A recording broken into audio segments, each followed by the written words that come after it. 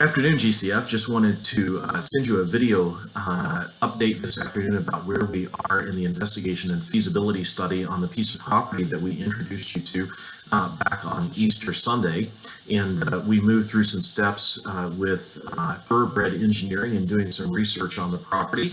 And everything was looking pretty good for us until last Thursday, when the consultation took place with the Kentucky Transportation Cabinet.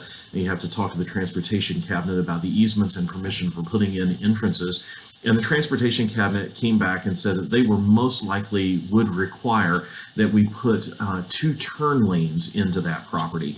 We then talked to Thoroughbred Engineering and Hargett Corporation, who's the construction firm that we hope to use, and they both set some pretty high price tags on that project. And so given the cost of getting entrance into that piece of property, the kind of entrance we would have to have for the kind of use we would make of that property, we decided that it was not financially feasible for us as a congregation, and so we pulled out of that contract late last week. And so we will not be pursuing that property any further or finalizing a purchase on that piece of property.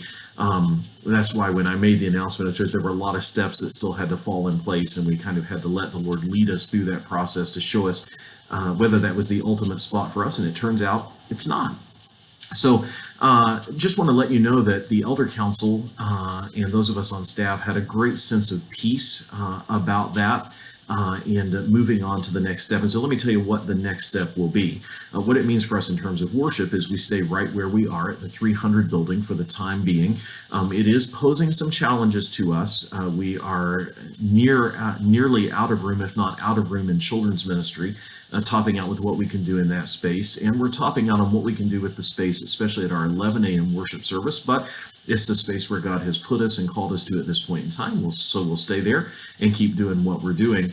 The next step for the Elder Council is a retreat that's coming up at the end of July.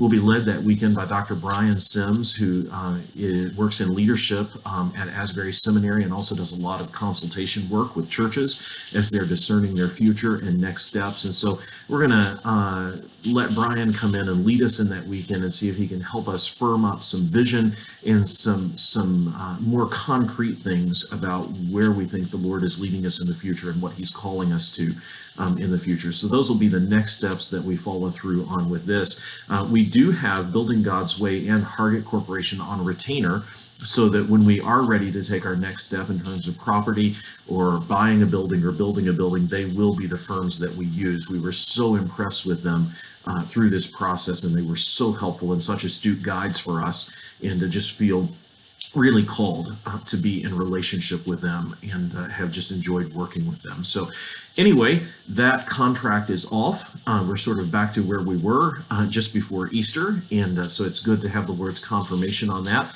And we'll just do what we do, and that's dig into inviting people to life in the kingdom of God, and growing together in likeness with him, and blessing our county, and loving the last and the least and the lost, and letting the Lord use us right where he's put us. So just wanted to give you that update, and I will see you guys on Sunday morning as we begin the new message series called Workout, if I don't see you around town or somewhere here in the county before then. Hope you guys are having a good day. Talk to you later.